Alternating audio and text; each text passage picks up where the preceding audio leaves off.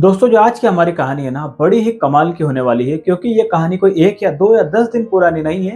यह कहानी है लगभग 8 लाख वर्ष पुरानी। ये कहानी है रामायण की। जब भगवान श्री राम जंगल के रास्ते होते हुए चित्रकूट पहुंचते हैं तब उनके सामने वन देवी प्रकट होती है और वन देवी श्री रामचंद्र जी से पूछती है कि प्रभु मैं आपकी क्या सेवा कर सकती हूँ। तब श्री रामचंद्र जी जो होते हैं हाथ जोड़कर बड़े विनम्र भाव से वन देवी को बोलते हैं कि माता मैं तो सब कुछ त्याग के वन में आया हूँ, मुझे किसी सेवा की आवश्यकता ही नहीं है, परंतु फिर भी यदि आप कुछ करना चाहती है तो जिस रास्ते से मैं होकर आया हूँ उस रास्ते के कृपा करके सारे कांटे हटा दीजिए। तब वन देवी प्रभु श्री रामचंद्र जी से बोलती है कि प्रभु आप तो उन पथरीले कांटे वाले रास्तों से होकर आ गए हैं, अब उन रास्तों पर कांटे रहे या फिर कंकर रहे उससे क्या ही होगा।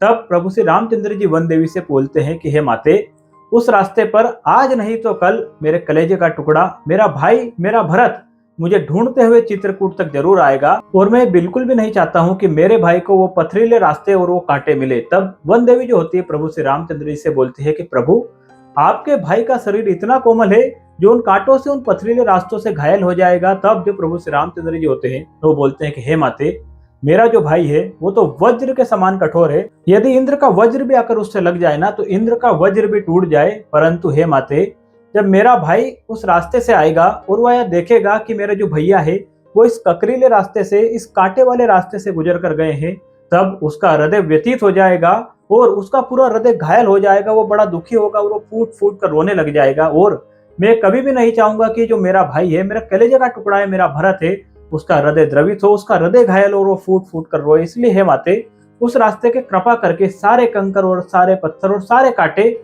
हटा दीजिए। तो दोस्तों ऐसा अटूट प्रेम था प्रभु श्री रामचंद्र जी का अपने भाई भरत के लिए। दोस्तों यह कहानी रामायण में तो हमें कहीं देखने को नहीं मिलती है, परंतु हमारे पूर्वजों द्वारा लोकोक्तियों में हम तक जरूर पहुंची है। यदि यह कहानी आप लोगों को पसंद आई हो तो आप इस चैनल को सब्सक्राइब कर सकते हैं, क्योंकि इस चैनल पर हम लोग इसी तरह की प्रेरणादायक और मोटिवेशनल स्टोरी आप लोगों के लिए लाते रहते हैं। याद रखिए यदि आप लोग कुछ अच्छा सुन रहे हैं तो उसे गोपाल कलमुरिया यूट्यूब चैनल पर सुन रहे हैं। आज की इस छोटी सी कहानी में इतना ही। कल फिर मिलेंगे किसी एक और नई कहानी के साथ। तब तक के लिए जय श्री राम।